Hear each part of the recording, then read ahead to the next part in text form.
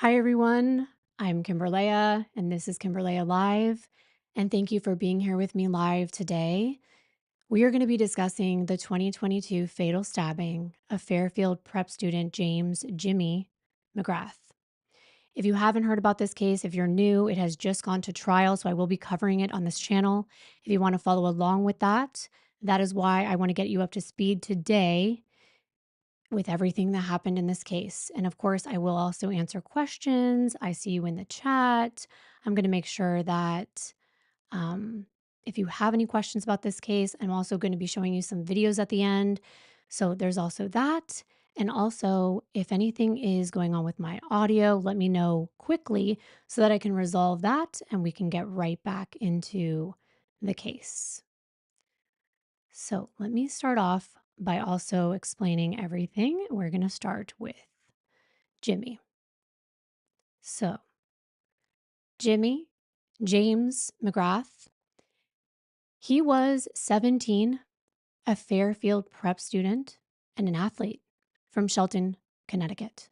James Thomas McGrath, who everyone called Jimmy, was born December 18th of 2004 and was only 17, as I said, at the time of his death.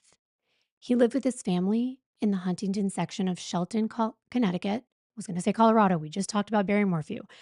And was a junior at Fairfield College Preparatory School. This is an all boys Jesuit high school.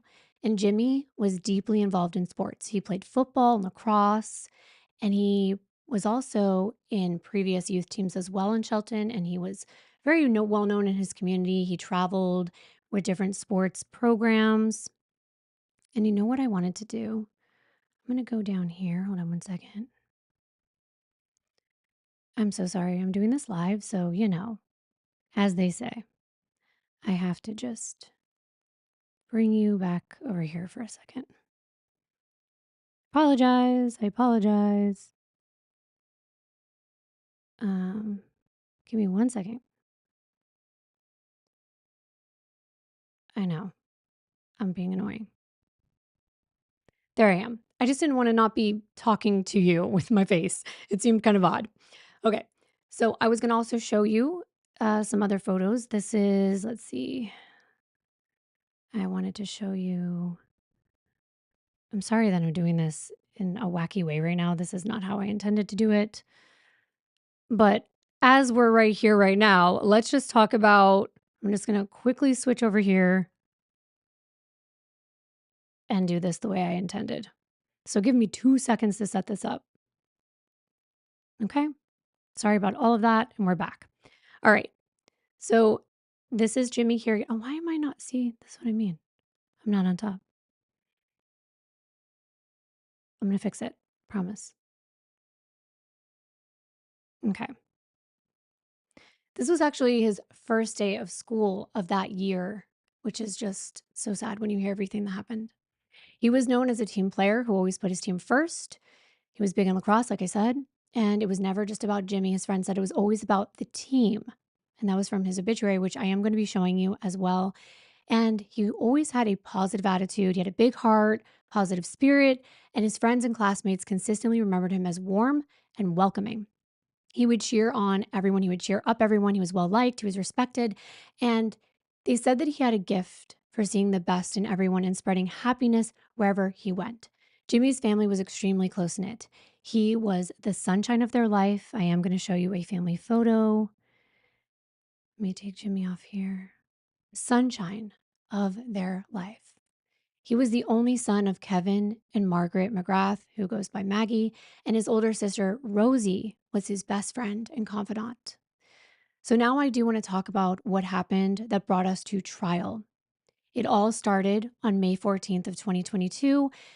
It was the evening of May 14th. There was a teenage house party that was happening at 5 Lazy Brook Road. I do have photos of all this, so I'm going to be putting them on the This is the neighborhood that we will be talking about, and this is also in Shelton, Connecticut. And this party was attended mostly by St. Joseph High School students. And in case you're wondering, this is St. Joseph's High School. We're going to be talking about 3 high schools. There's also Shelton High School, which is the public school, I believe, in this area. So we have what I'm going to be referring to as like rival high schools. I think we all kind of know when you live in a certain county, in a certain area, there are rival high schools. Well, there was a party going on, and it was at 5 Lazy Brook Road. And these students gathered there, and these were St. Joseph High School students. Okay. So while they were all there was also some other people that showed up.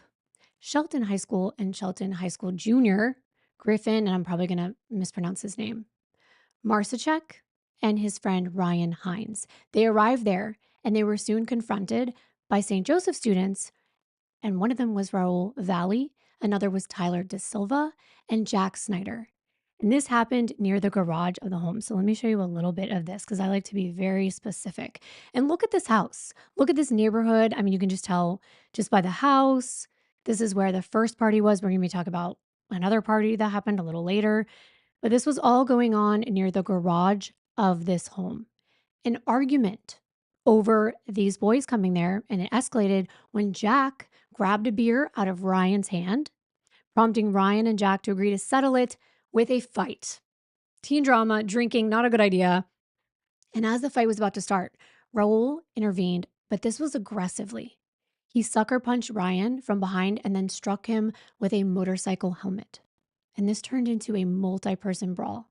So now it's like rivals from different high schools are fighting one another. And the scuffle was just under a minute. Now, all of this is according to people who witnessed this. So I just wanted you to understand, like, this was from reports of what was going on. Now, we're going to be watching the trial together. We're going to be going over it like we did with Karen Reed. So if you're not familiar, neither am I. I'm only giving you what I found, and then we're going to be watching the trial. So we're going to find out a lot more. But remember, they are Griffin and Ryan were asked to leave after this, and they are from the Shelton Public High School, not St. Joseph's. So essentially, they're outsiders, if you will. And tensions remained high. Griffin said that after leaving, he and others were in a group chat where they traded really heated messages back and forth with St. Joseph students, specifically Raul, Jack, and Tyler De Silva. And they were what? They were talking about the fight. So now at this point, they're already in a rowdy situation, right? They've probably been drinking underage. And at this point, Griffin sends the address of a second party that's on Laurel Glen Drive. Here's the problem. The residents of Laurel Glen, they have, how do I put this? They've disabled the ability to look at their home, rightfully so, right? And that's because it's now in trial. So I had to go on Google Maps and you can see that we can't see it, right? This is the neighborhood though, and I wanted to show you. So you've got suburban neighborhood, kind of quiet, small, and this right here that is blurred out is where the students were gathering. They were gathering on this front lawn, which you're going to hear a lot about at trial. And also, I do believe I grabbed a photo for you. I did grab a photo for you. This is from the trial. So it already started a couple days ago. It began. We're going to catch up. Don't worry. We're going to catch up to all that later. This is an overhead shot of the yard where all this went down. So this is what you can imagine right now as I'm telling you what happens next. So they're at this second party, Laurel Glen Drive, about a mile away, where he and another Shelton High School student were headed. So this is Griffin sending in this group chat saying, hey, we're heading over to this other place. He was daring the St. Joseph's group of already rowdy students to come over there and fight them, allegedly. So now, same night, May 14th, 2022, just before midnight now, this second house party was taking place, 43 Laurel Glen Drive in Shelton. There were approximately 30 to 50 teenagers here, mostly from Shelton High School. And many of the teens were from earlier that night, and they had come there supposedly because they got the word that the fight was happening. And I'm thinking to myself, what is this? This is not UFC, right? But then I'm thinking maybe it's so ingrained seeing fights like that we're going to duke it out. But then I was like, people have been fighting like that forever. But this is just my brain thinking, what were these kids thinking? Now around 11:55 p.m., Raul Tyler and Jack, the St. Joseph's kids, arrived by car. It was a Honda Pilot in front of this house. And when their vehicle pulled up, the people at the party recognized them. And from what I read, they acted like they were intruders. Okay. And dozens of teens rushed outside. Some of them began allegedly rocking the Honda Pilot back and forth in the street. This was apparently Raul Valle's car. Now, he drove off briefly, circled back around the block multiple times, and the crowd was still there. And after a few passes around the block, the car stopped again. Raul got out, and now he's on the front lawn of this property, and this huge fight, if you can imagine, on this big lawn, right? Huge fight erupted instantly between two groups of people on this lawn. Now, witnesses would later say that at its peak, there was as many as 25 teens. I'm thinking, if I lived by what was going on, wh- how long was this going on? Is what I'm so interested to get into this trial because I have so many questions, and that's why I wanted to do it. When all of a sudden somebody yelled, "He has a knife," warning that someone was armed in that crowd. And then moments later, multiple people had been stabbed. It was like chaos, with all those people there. And then all of a sudden you realize there's a knife, someone's been stabbed. And approximately, I think it was 12:07. So now we're turning into May 15th, 2022. 911 calls were flooding in from all over. There's students using their cell phones. There's probably residents calling in saying that there's something going on outside. People are screaming. There were multiple victims at this address. So I actually found a picture of this scene. I was pretty surprised, but this is what the scene looked like. Because remember, this is the middle of the night. Shelton police officer Lonnie Blackwell was the first officer on the scene, arriving around 12:30 a.m. And the front yard was what he called chaotic triage. And that's because there were 4 teenagers wounded and bleeding on the lawn that needed attended to, right? He noted that numerous people were bleeding. There were pools of blood, clothing, sneakers, backpacks. Other items were scattered across this lawn, some of which you can still see. Jimmy McGrath was found collapsed on his back. He was unresponsive and he was gravely hurt with a stab wound to his chest. Now, friends at the time, and you can only imagine being a teenager and this happening, were pressing shirts and rags on his chest to try to stop the bleeding. The officer and the EMTs took over, performing CPR and other life saving measures. And of course, for several minutes, 3 other 16 and 17-year-old boys from both Shelton High School and St. Joseph's, they were also suffering stab wounds or cuts. And these were in varying degrees of severity, and they were all laying on the lawn. So Officer Blackwell and an EMT named Michael Agon, they recounted that Jimmy was blue in the face from blood loss and his breathing was erratic, and they were continuing to work on him. Now, I just want to remind all of you, I know that you are all, if you're a law baddie, you're respectful, you're kind, you realize that we could have people in here that are from these families. And we did have someone in here earlier that lives in this area. And she did come on here and say that she's familiar with this case and she's also friends with some of the witnesses. So just bear that in mind that this is a teenage stabbing. So just keep that in mind and please be very respectful in the comments. At 12:30, the paramedics rushed Jimmy to St. Vincent's Medical Center in Bridgeport, while other teens were taken to hospitals in the area to be treated. And they tried to save Jimmy, but unfortunately, he died soon after he arrived. It was about an hour after the stabbing took place. He was pronounced dead. As a parent, it chokes me up even thinking that, your child's at a high school party. Whether I condone a lot of the other things is beyond this conversation, but this is not victim blaming. This is not blaming anybody. It is only to blame the person who brought a knife. And we're going to get into some of that. Now, I do want to talk about the chief medical examiner. He reported that Jimmy's fatal wound was a single stab wound to his torso that pierced a rib and punctured his heart. It penetrated about 2.5 to 3.5 inches deep. And there were 3 other stabbing victims, and they survived, but they were hospitalized and then released in the following days. Now, of course, and I want to put some of this up on the scene, there was the daytime scene as well.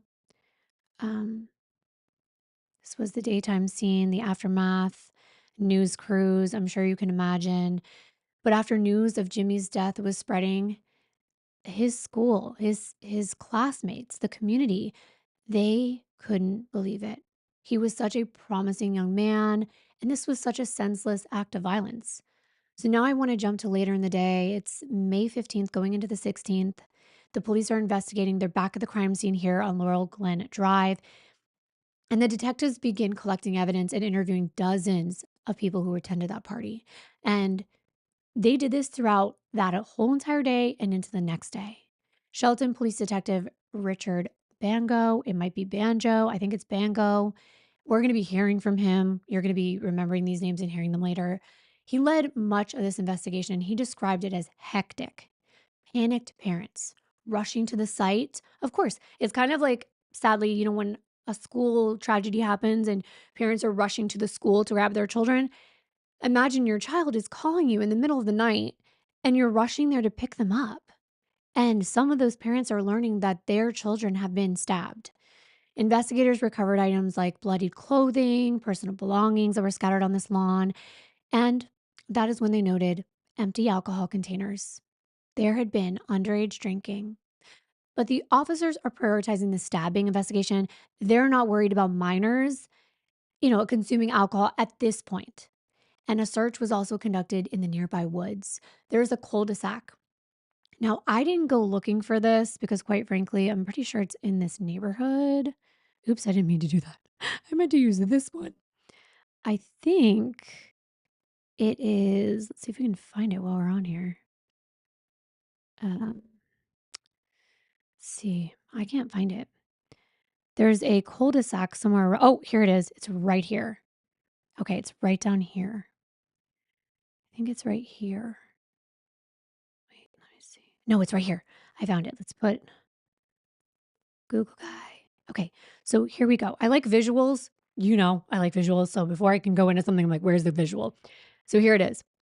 Let me bring this up a little further for you. Okay, so you can get a good visual of this. Now, this is the cul-de-sac. Now, the search was also conducted in these woods. These are dense woods behind this cul-de-sac area. Police believe that the suspect may have discarded the weapon by fleeing to this area. Now, witness testimony was pointing to one person that they thought was holding that knife, and that was Raul Valle. Everyone said that. There were multiple teens independently identifying him and picking him out from a photo as the person with the knife and also the person who specifically stabbed Jimmy during this brawl. Now, one witness described the weapon as a switchblade, some kind of pocket knife that they saw in Valle's hand. And by Monday, May 16th, with all this witness statements and testimony and other evidence, they secured an arrest warrant for Raul. And he is only 16 at the time. And this was for charges of murder and assault. So on May 18th, the arrest happened. It was on Wednesday morning, and Raul voluntarily actually turned himself in to the Shelton police after learning that there was a warrant out for his arrest. Now, he was with his attorney at the time. He was taken into custody, and then he was formally arrested on charges of murder in the death of Jimmy McGrath, along with 3 counts of first-degree assault for injuring the other victims. And because he was a juvenile, at first, when he was initially arraigned that day, and I'm going to put a picture of him up on the screen so you can see this. Um, Now, because he was a juvenile, they did not announce his name. They did not show pictures of him. But then he was transferred to an adult court because of the severity of this crime. And by Thursday, May 19th, he appeared in open court. This was the Derby Superior Court, I believe. And there was a judge there that set his bail at $2 million. Now, Raul did not enter a plea at this initial appearance. His attorney, who was Jake Donovan, he spoke outside the courthouse and he called this situation an unspeakable tragedy for everyone involved. I do have a video that I wanted to play, and I hope we can play this video for you and that everything works because it's the first time that I've done this live. Something like this. Never done this before. Never done this before. So let's see. I know. Details I on a know, I stabbing know. in Connecticut over Give the me week. 1 second. Let's hear this first. And I know I need to make this bigger, and I am making it bigger for you. First, we're going to hear what happened, and then we are going to see something that happened. You ready? Make sure it's playing and that I can hear it as well so I can comment if need be. Weekend, it left four people were stabbed, and one of them, a local high school student, was killed. Meanwhile, the killer is still on the loose. Eyewitness News reporter Joe Torres spoke with neighbors at the scene. He joins us now live in Shelton, Connecticut. Joe. Liz and David, yeah, we're looking for new details. All day, the detectives here at the Shelton Police Department have told the gathered media they would have an update on the very limited information regarding this weekend's stabbing of 4 people, and one of those victims died. Well, here we are, 4:45, still no update, no word on arrests or suspects, no word on a motive for the shocking death. The fatal stabbing of a Shelton teenager Saturday night happened across the street from Christina Lewis Finn's home, and the mother of 2 young boys is heartbroken. Nothing ever happened in the whole year we lived here, and we So moved sad. from Bridgeport, so we saw it more often in Bridgeport, but we never saw it here, and the children are the reason why we moved here. Late Saturday night, Shelton police responded to this home on the corner of Laurel Glen Drive and Adams Drive on a report of a fight and a stabbing. Officers arrived and found 4 stabbing victims. One of them was 17-year-old Jimmy McGrath, a lacrosse and football player at Fairfield Prep, which provided us these pictures of the high school junior. He did not survive, despite the valiant efforts of Peter McCarthy's mom, who happens to be not only a neighbor, but also a nurse. She walked out and she saw what was happening and then walked over and gave the kid CPR before he passed away. The stabbing victim. Yeah. On Sunday, more than 1,000 people gathered for a private prayer service on the Fairfield Prep campus. During a school-wide service this morning, the school president offered sympathies and support to the McGrath family. Loved ones gathered today at the family home and declined to comment to reporters. That was the sound of someone locking the door at the home where the stabbings took place. Despite 5 vehicles in the driveway, no one inside the house wanted to talk about what happened. Shelton police have said little about the search for a suspect, the status of the 3 other stabbing victims, or the argument that ultimately led to the tragic loss of life. John Miserali lives next door to the stabbing scene. I was shocked, really, Why so? Well, I mean, apparently they must have had a party someplace else and something happened, Now, the fight and the stabbing happened at 11:55 p.m. Saturday, just before midnight, Saturday into Sunday. There was a family and friends who quickly established a GoFundMe page for the McGraths with the goal of raising $15,000. We checked it just moments ago. It now stands at more than $37,000. It's sad. Like some of you have already commented, it is just sad, but also unbelievable. I mean, that shouldn't happen. And we're gonna get to everything. I just wanted to show you that, but I was trying to look for. Yeah, this is the one I wanted to look for. I want to see if I can play this video. Let's see if we can refresh. Yep, here it is. Let's go ahead and play this one. This is Raul, and let's take a listen. I think it's a little loud. Let me know if it's a little loud. Oh, I didn't want to play a. I'm gonna let that. Hold on 1 second. And I want to play an ad for you that I don't hear anything. What would you want to say to the victim's family? What? That's weird. Well, I don't know why there's no sound in this video because I just refreshed it and it's definitely on. But at least you could see a picture of him leaving. This was the obituary I was telling you about, which was just beautiful. And if you want to read some of this, it's kind of what I already explained because I got some of this from the obituary. Also, let me just. Yes. Okay. That's working. I just wanted to check my volume because I was like, that's weird. I don't understand why that one video didn't play. Because I know it had. Um, it definitely had audio on that video, but they were just trying to get him to speak and he didn't say anything anyway. And that's what I was going to point out. So after this, there was a press release that happened. They confirmed the arrest and the charges, and they noted that the altercation occurred during a fight at a house party, leaving one teen dead, and three injured, which is what we just heard on that newscast. But I do want to talk about who Raul is.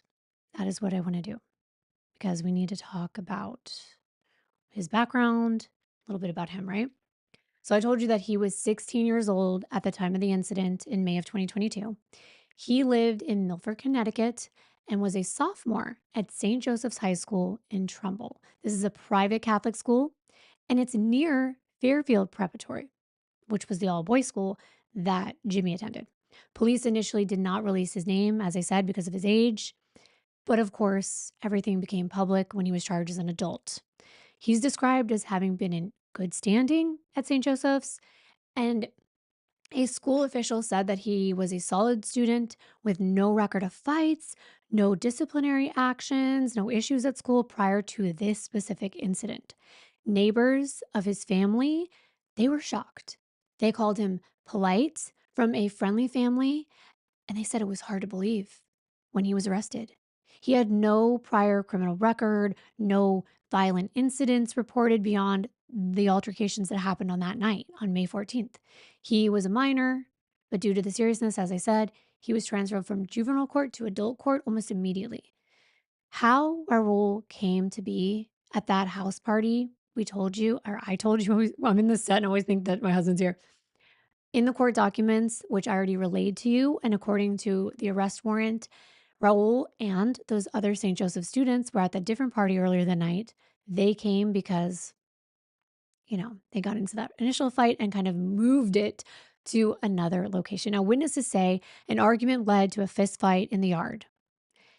And one Shelton teen fought a St. Joseph student. And then when that St. Joseph's boy began to lose, Raul and the others jumped in and joined the fight. And in that chaos, Raul struck one of those Shelton boys, a 17-year-old Ryan Hines. This was a friend of Jimmy's, in the face and the head. And that was what I was telling you. This is not with a knife. This was the motorcycle helmet. I'm just reading from the arrest warrant. So you kind of already knew this part, but this was what was reported, and how I got that information was from the arrest warrant. And so that fight broke up quickly. The adults that were there, I was going to put their faces on here, but I think I'm just not going to. But husband and wife, I think it was a mother and father of another child from one of these schools, made everybody leave. But there was another civil suit later on for other things that I'm sure we're going to hear about. But as I told you, there was a group text. They all moved to the second party at Laurel Glen, which I already told you. And now more came out in the arrest warrant that they were bad mouthing each other. And Griffin dropped a pin. So that's kind of how it all started. And he said, like, pull up, as if they wanted to fight. Like, here's the pin, come pull up. So, and also, I already told you this, but it was 18-year-old Tyler De Silva, 16-year-old Jack Snyder, and Raul, who we know was 16. And they drove up in his Honda Pilot. And that was to confront them. And that's when the tragedy occurred. So now, back on May 20th, you kind of saw all this already. And I think I might have a photo. We do have the memorial. Sorry that this is the background you're getting right now. This is what I put on my thumbnail, which is the memorial they put up at the school. And the funeral was held on May 20th as well at the school church sanctuary. And the night before, on May 18th, the scheduled lacrosse game against Shelton High School, so rival high schools, it became a tribute to Jimmy. I mean, luckily, there was enough respect while all this was going on that there was a moment of silence. Jimmy's father went on the field. His name's Kevin. He addressed both of the teams and he urged them to celebrate Jimmy's life by having the greatest game. And then he also told them, I love every single one of you. You have made difficult situation better.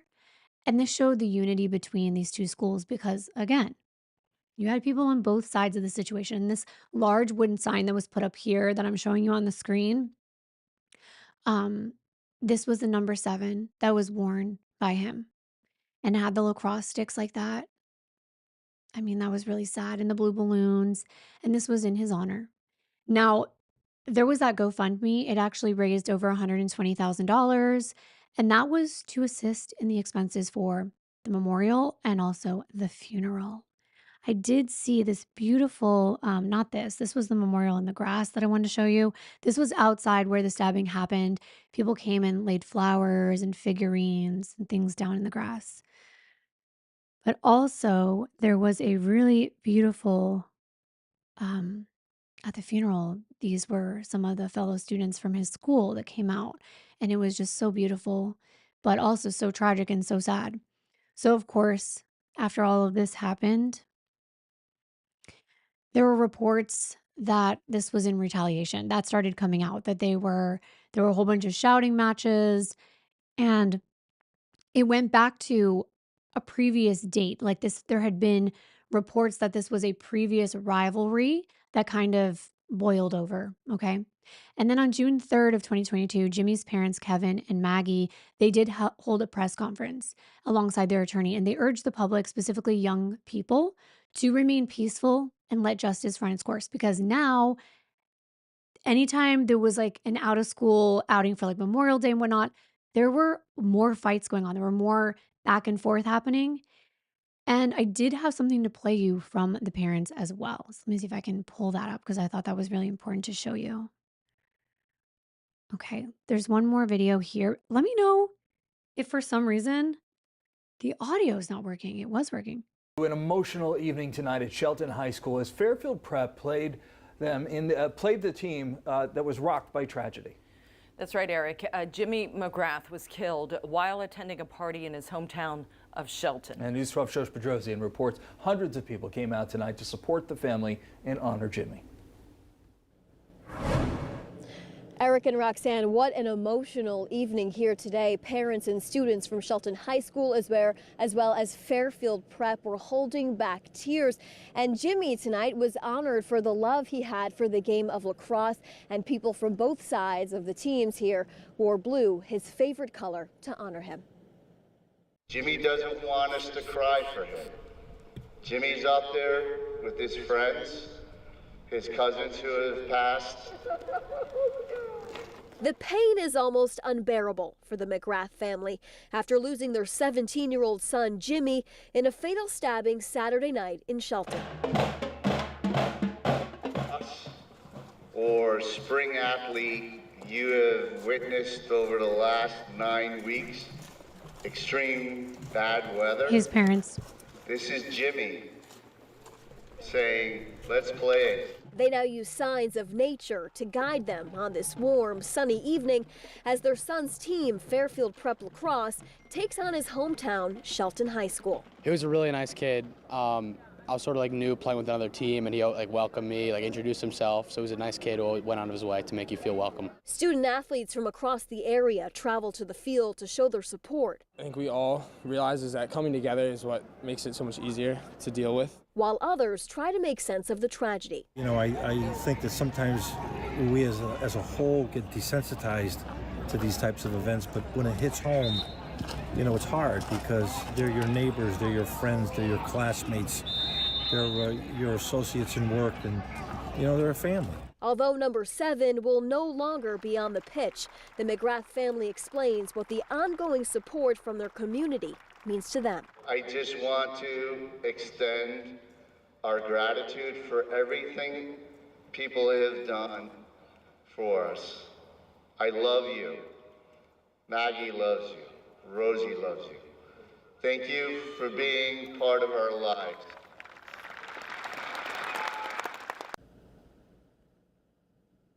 So sad. I mean, just seeing the parents out there on the field like that. Oh my goodness, that is so sad. And then they did actually speak, and this, oh my goodness, this was also so sad.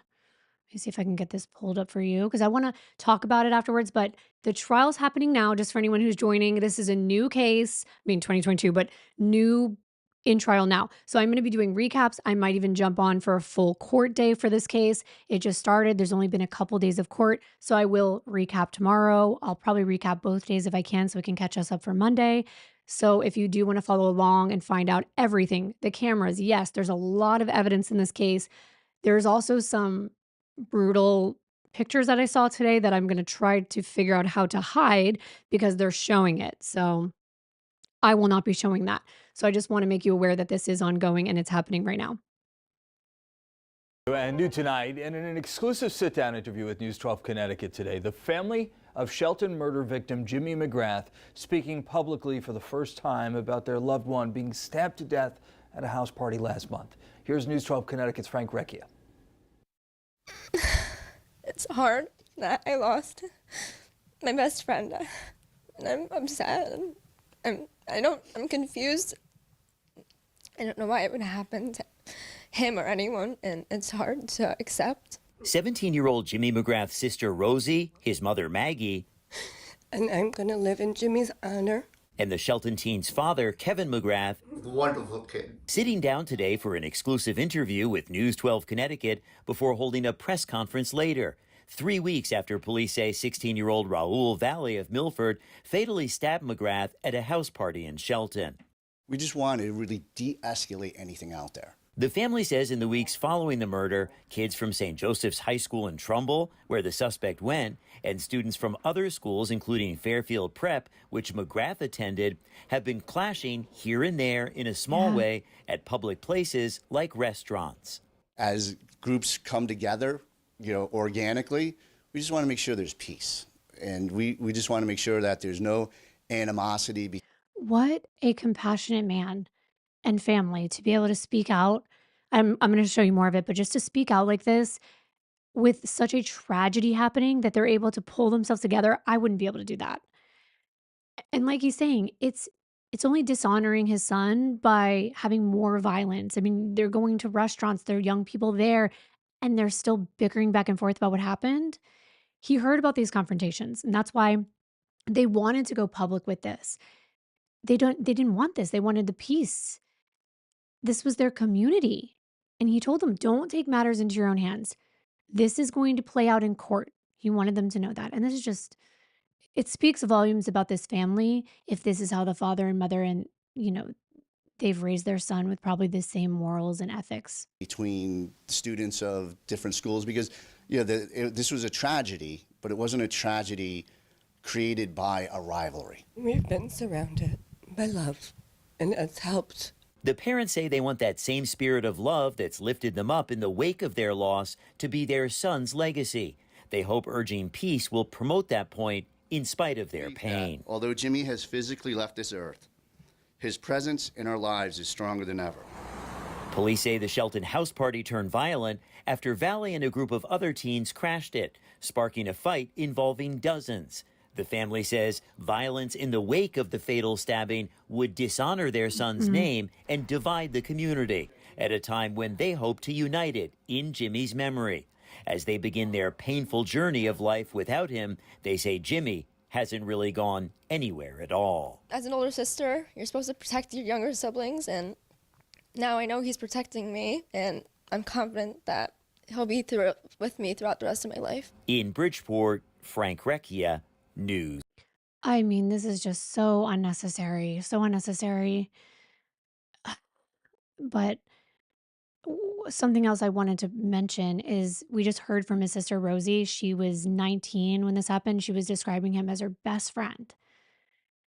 And she said, even though he was my younger brother, I looked up to him as an inspiration. We did everything together, and she wants justice for him. His dad talked about how he was talented, he was well-spoken, he could hold a conversation with anyone. It's really sad. But of course, they also wanted to point out they had so much gratitude for the community's support. They had so much love from friends, strangers, the entire community. And then the president of the school, they also spoke out, of course, and talked about how they're all mourning Jimmy's loss. And there were counselors, there were other things there for student resources because, this not only was a tragedy, but a lot of these students were there that night and they saw it. So let's jump into the criminal proceedings, not to just switch gears so suddenly, but I think it's important because I want to make sure we are up to date so that when I do start recapping the trial, you kind of understand what's going on. So, of course, there were a lot of pretrial developments that happened. And once Raul was transferred to the adult, adult jurisdiction, he was formally charged with murder in Jimmy's death. And also, like I said, the 3 felony assault charges for the other victims. And just so you understand, because this is important too, because it's gonna be an ongoing question. He faced 3 felony assault charges, and ultimately they were listed as 2 counts of first-degree assault and 1 count of second-degree assault. Because remember how I told you there were varying degrees of injuries? That's why. So each first-degree assault was a Class B felony in Connecticut, and it carries up to 20 years in prison. And murder carries a potential 25 years to, I believe, 60 years if he is convicted. So he was held in custody for a short time before his family actually posted that $2 million bond. And he was released. That was, controversial in and of itself, but he did make court appearances throughout 2022 and 2023, and it was moving so slowly. And of course, the emotions were running high, all the pretrial hearings. And then there was also, I believe, like an altercation that happened in June of 2022 outside the courthouse. It was Jimmy's friends confronting Raul and his friends and people that were there. It was just, again, we're dealing with teenagers. But this is why I think his family spoke out so much and kept saying, stop this, stop the violence. We don't need that. And the McGrath family, of course, attended every single hearing. And they were, supported by friends and other family members. And I think the father said they sat through over 20 court appearances. 20. And that's stuff what we don't see because we usually see the actual trial happening. But this family sat through every one of those appearances awaiting justice. So Raul, through his attorneys, pleaded not guilty to all the charges, and he maintains his innocence. He claimed that he did not commit the stabbing. He maintains he said he did not commit the stabbing or that he acted in self-defense, which I was like, somebody asked me that, and I was like, what? Is it both? And we're gonna get to more of that when we see the trial, because a little of this is from various sources online, and a lot has happened since the first day. But in November of 2023, prosecutors offered him a plea deal. This would require a 40-year prison sentence. And as you can imagine, being as young as he is, I'm sure his attorneys were like, no, and he rejected that deal, and there was no counteroffer. Now, his defense lawyer was at the time attorney Kevin Smith. I'm wondering if it's Kevin Smith now, because I do have a court picture. And since I haven't started watching the trial, I don't know if this is the same attorney or if he leveled up his attorney. These are affluent areas that this happened in, so I'm assuming he's probably not with a public defender. I'm going to get more information when court starts, of course, and I'll let you know. But at the time, his attorney told the media that Raul is innocent. He asserts his innocence. He wants a jury trial. He doesn't want to accept decades in prison for a murder that he didn't commit. And he didn't plea. Like, he didn't take that bargain. He's not doing that. And now it's setting the stage for this high profile trial. So it's a lot, right? And Jimmy's mom, Maggie, said that she's never seen him have any remorse. Think about that. During this entire long wait for trial, it's almost like he's emotionless about it. He's not apologizing. It's not saying anything. And maybe that's on the advice of his attorneys, obviously. And of course, they're hoping, Jimmy's family's hoping for a murder conviction. And I told you, 25-year minimum. They don't want the lesser offense of manslaughter. And there have been a lot of delays, and we're here. We are here. So Kevin Smith split from his law firm. I do remember reading that. And he was without counsel before ultimately continuing to represent him. So I think at this trial, he is being represented by him. But I know there was a fallout, something happened. He switched law firms or he had his own. So that transition definitely happened. But now we are here. So now that I've kind of explained everything, I'm, wanting your thoughts on this. I also want to know, I don't know, questions you might have. Another thing I wanted to talk about is the delays also had to do with, and I'm remembering things as I go along here. Now, a lot of his classmates have graduated high school. They have gone off to college last year. So that's why the court did allow extra time because you had to get those witnesses, you had to have them return to testify. There's a lot of people to talk about in this case, right? So, and a lot of people to be witnesses. And I took a peek at the trial today. It's intense. And that's why I was like, you know what? I'm just going to go ahead and cover it because I'm a parent and I guess these things, they bother me. At the same time, I'm like really concerned about what's going on everywhere in different states, how something like this can happen. Now, somebody asked a good question. Let's see. Sheila said, oops, why can't I bring her? Why can't I bring you up here? Huh. For some reason, I can't bring you up here. Let me see if I can bring it to the front. Move you over. We'll bring up the family instead right now. Sheila said, yeah, I thought about that too. Wasn't he the one that used the helmet? Yes. Allegedly. Allegedly. Because remember, those are from witnesses. All of that you got was from what the police have found from the witnesses that were there. And we don't know if that is what happened or not. Remember, when we go to trial, we're going to be able to see all of the evidence at trial in the courtroom. Because that's the thing. What we're reading in the media could be incorrect. And that's why I always tell people we have to wait. We have to wait because we don't know yet. We don't know the story. And that's why I do think it's so interesting. Now, I wanted to note one other thing. Now, remember the Laurel Glen Drive party, okay, where it all happened? Well, there was underage drinking going on there. And those parents later pleaded guilty for allowing it to go on. And that was this one of the civil suits I was talking about. Um, and they blurred their house. Clearly showed you they don't, want anything.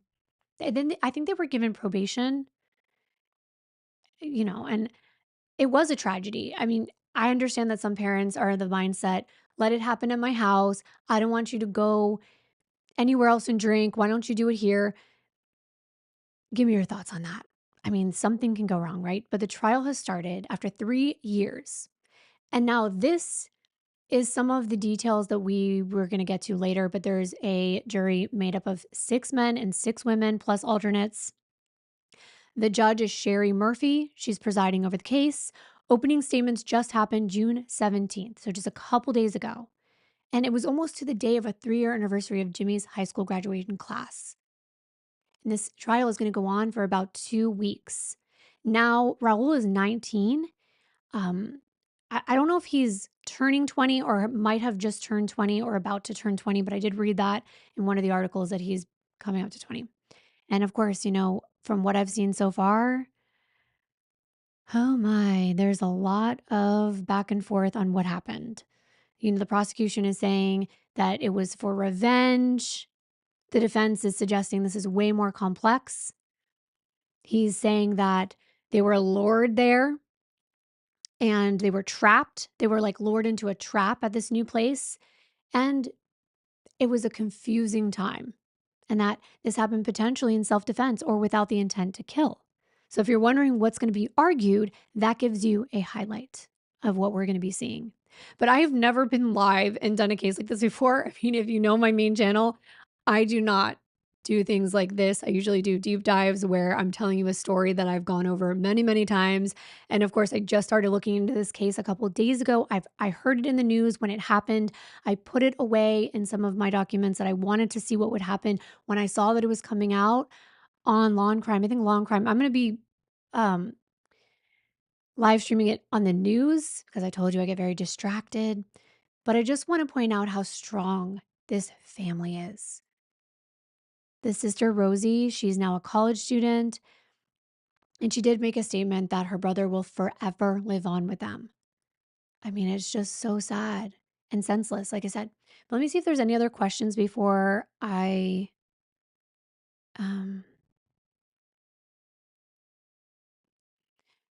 what is the difference between the first and second degree assault? So it was the severity from what I understand. And because it's Connecticut, I would have to look, and I plan to look over all that before we start our live next time. I believe, of course, they did say it was the severity. And also because of the severity, you have a higher degree of charges, meaning the time frame will be higher as well. Oh my goodness, someone gave me a super chat. Thank you so much. Boston actress, thank you so, so, so much. That is so nice of you. And also, I want to make sure that everybody, oh, you typoed? Let me know what you meant to say. It's totally fine. I can't pronounce things. I was on the Barrymore Few indictment and I was saying all kinds of like, what? It's making me say Butherolol. I was like, I can't say this. Don't even worry about it. It's a thought that counts. Thank you so much for being here. Thank you for the super chats. It means so much to me to support this channel. This is a new channel. So it's really, really, really great to see the super chats, but don't ever feel obligated to do that. Also, we were gifted by Anna so many memberships last time, and I do plan on doing a members only live stream after one of the days of trial when we're watching, so we can kind of discuss things and don't feel like you have to pay for a membership if you have them gifted on. Lots of members of the community do gift memberships. So just, you know, if that's something that you feel like doing or interested in doing, just know that you could possibly be gifted. Let's see if there's any other questions. And why can't I put your comments up on the screen? I have no idea. No idea. I have to keep moving it. I don't want to move it because I wanted Jimmy on the screen. We have him here, but I wanted this beautiful picture. Oh my goodness. A life lost. That's so unnecessary. Let's see if we have some questions. I saw a good one. Gina said, was it established that Raul took the knife? From what the witnesses said, and this is only what I'm getting from online at this point, because again, like I said, the trial has just begun. Haven't looked into the trial yet. The witnesses said they saw him with a knife. So that is from witness testimony. And Phoenix said everyone has had their lives changed forever as a result. Absolutely. So sad. She meant to say great coverage, and she said greasy coverage. And you know what? Actually, it is kind of a greasy coverage because my hair has not been washed in a few days. So if anything's greasy, it is that. But thank you so much for your super chat. I really, really appreciate it. And I keep saying this, but I just want to point something out really quickly that I am switching to a new streaming platform. We've been putting it together the past few weeks. It is a lot for me to learn, so bear with me, but it is going to give the opportunity to have so many so much recognition for different people, different things, super chats, memberships up on the screen. It connects with YouTube. This one doesn't, so it's a little clunky and I don't really like it. So just know that that's something that I've been working on. And I just want to thank all of you for being here tonight. Also for being here for Barry Morphew's indictment reading. That was very spontaneous. So I appreciate you being there with me. And also everyone that was at the Karen Reed verdict reading. Thank you so much. You don't know how much it means to me that you chose to be with me in those historical moments. My opinion was a historical moment in a very, very big case. But I just want to thank all of you so much for, now there's going to be two of me. Oh, goodness. There's two of me. There's three of me. I want to thank you all so very much for being here for this case. And please look out for the recaps, which I am planning to do tomorrow and through the weekend. And then on Monday, I'm either going to recap or I will try to bring you live coverage depending on whether I get the streaming software up, whether I can figure everything out and I'm comfortable enough. I would like to do that at least a few days of the trial. Otherwise, I will recap it if I don't actually go live during the day to actually present it to you. I'm also going to be starting a little bit later so that we can just scrub right through any breaks. I like doing that. I like when I'm watching something that's more succinct that we can just jump around. And also I like that I can show you things on the screen that I have found and maybe explain some things to you if there's any questions about things. And maybe sometimes you have a question like who, and then I can pull something up. And I'm hoping I get that streaming software because on this one, I can't look at things on the back end without showing you. So I can't be Googling something without it popping up on my screen, which wouldn't work for a live stream, right? Because you want to see the trial. So anyway, I just want to say thank you so much to everyone who has been here tonight. And I really hope that you want to catch a live with me again for the trial. And if you have any other questions and you're on the replay, leave them in the comments and I will get to them when I go live next time for this trial. Thank you so much for being here. I will see you very soon. Bye. Good night.